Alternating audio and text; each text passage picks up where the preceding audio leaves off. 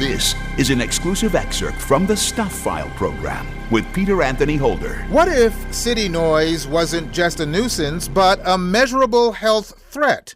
And what if urban planners could redesign sound itself to promote wellness? Award-winning science journalist Chris Berdik is the author of Clamor, How Noise Took Over the World and How We Can Take It Back. Chris joins us via Zoom from Massachusetts. Hi, Chris. Hi, Peter. Thanks for being on the program with us. So what was the concept, what was the impetus to create this book for you? The impetus started with a Boston Globe magazine story I did in 2018, focused on a public health researcher that was interested in noise. And at the time, I had no real sense of noise as a systemic pollution. I just thought about it as something that might bother people from time to time. There were certain noises that bothered me. I'm sure there were others that bothered other people. But I started reading the epidemiology showing how many health impacts noise had, from hearing to heart disease, stroke, even depression, dementia. And it was amazing to me that there was this pollutant out there that had so many impacts, yet nobody could really agree on what it actually was. So that started it. Okay, so now you're frightening me when it comes to all the things that noise can do. How were you affected by learning this information? Well, I mean, so first of all, I wanted to know, just like you, I was a little bit flabbergasted by the extent of it. You know, when you look into it, what it is, the major health impacts from it, besides hearing, are based around stress response and sleep disturbance. And so these are indirect impacts that, when you have a stress response that's short term, it's usually pretty good. You want to be able to have that kind of fight or flight response when there's a real danger. You want to be able to fight off infection and heal any wounds that might happen, from the proverbial saber-toothed tiger in the bushes. But when it's chronic, that's when you start getting that hardening of the arteries and the clogging of your heart. So that is something that just largely people are trying to get to grips with. And, it's worth thinking about how noise is a factor in it. So now that the research is out there and your book, Clamor, is also out there, what are urban centers doing about this? And what can they do about this? The answer to the first question is that they're not doing anything in particular for it. There is an attempt to make cities more sound aware, especially in Europe. There are these 5-year reports that they do based around the transportation noise exposure. And when the cities are a certain size, they have to also identify quiet areas in their cities, which is, I think, kind of an overlooked piece of this, where you have a place that you can get restoration in addition to knowing about the noise threat. So that's the starter.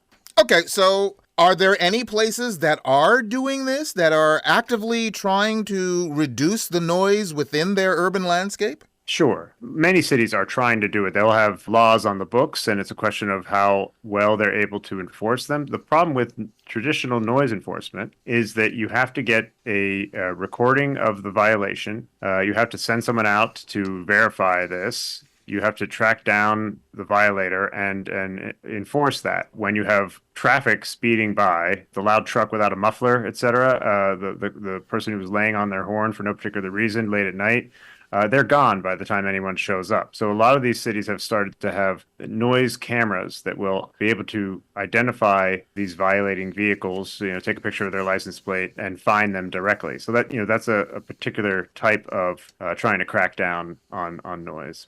I understand some European cities have had what's known as everyday quiet areas.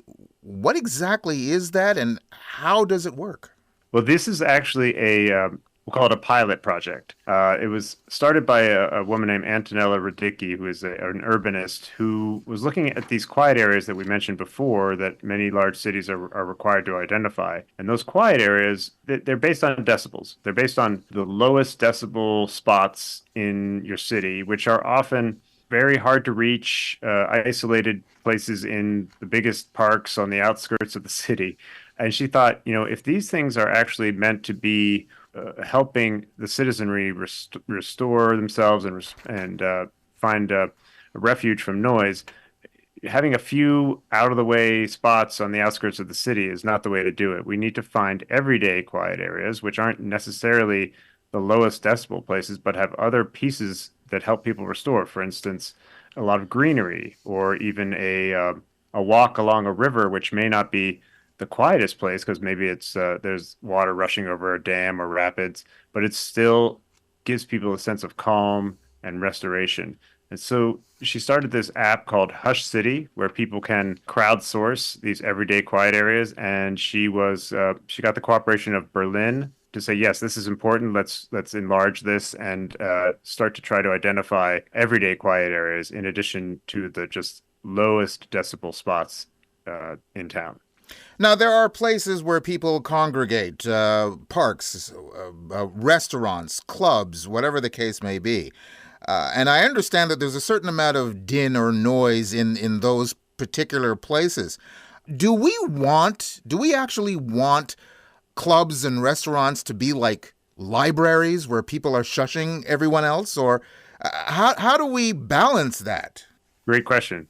Because we don't want that. What we want, it depends on the venue, depends on the community in which that venue is located. But let's take restaurants, for instance. When you have a restaurant that is way too loud and people can't speak to one another, that's an issue. But if you have a restaurant that's so quiet that everyone can hear each other slurping their soup and overhear their neighbors, that will kill conversation just as readily, and it's excruciating. So the key is to find a balance, and the best way to find that balance is really to have some proactive planning of a soundscape, to think ahead of time. And there are tools now that allow people to do this, such as a immersive acoustic model of a space based on the materials being used and the sound sources and the layout, and you can basically put somebody acoustically into a space that doesn't yet exist, change the layout, change the materials, add glazing to the windows, remove it, change the volume of the music that you're playing, add and subtract acoustic absorption, and then just see how the experience is when you have, for instance, 500 people eating there alongside you, at least from the sound of it. And based on what you actually want, you have a chance to understand rather than just wait and hope for the best after the fact.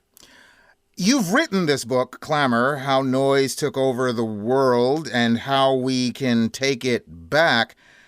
Having written this book, are you now heightened to the noise around you? And will that happen to people who read your book? I hope not. I don't want to consign anyone to a hyper awareness of noise. I think what I am more aware of now are the many ways that we've kind of blundered into noise. I walk past beautiful small urban parks that no one thought about all of the traffic on four sides of them and how they might have, with some landscaping and maybe a water feature, maybe some high-backed seating, or some trees, could have made these places much more inviting for actual use. I think about that. I think about the restaurants that I'm in and how they probably didn't intend for the acoustic space to be so loud that people have to shout or just give up on talking to one another. There is so much, I think, noise-wise that we endure that is unintentional and that we could do a lot better with. Well, this book sounds like something that should be in the hands of every city planner. That would be nice. I think there's so much to go, so far to go here, because city planners, even if they think an idea is a good idea, have to follow the regulations. They have to deal with clients. They have to deal with the public, and they have to have a vocabulary to do all of that is more than just the standard decibel measures. And so there's efforts underway now to kind of find a new vocabulary to talk about sound, to talk about soundscapes, to talk about the goals of sound as a potential ally in those areas, rather than just something that we need to watch out for being too loud. I think when those things start to infiltrate the planning meetings and the community meetings, then we'll get somewhere. Chris, thank you very much for taking the time to be on the program with us. Much appreciated. I appreciate the time, Peter. Thanks. Science journalist Chris Berdik, author of Clamor, how noise took over the world, and how we can take it back.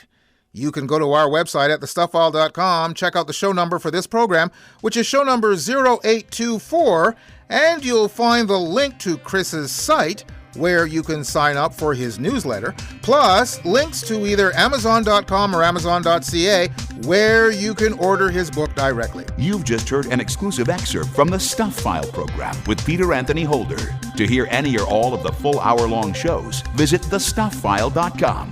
Stuph is spelled S-T-U-P-H. That's thestufffile.com. A presentation of Flying Fish Communications.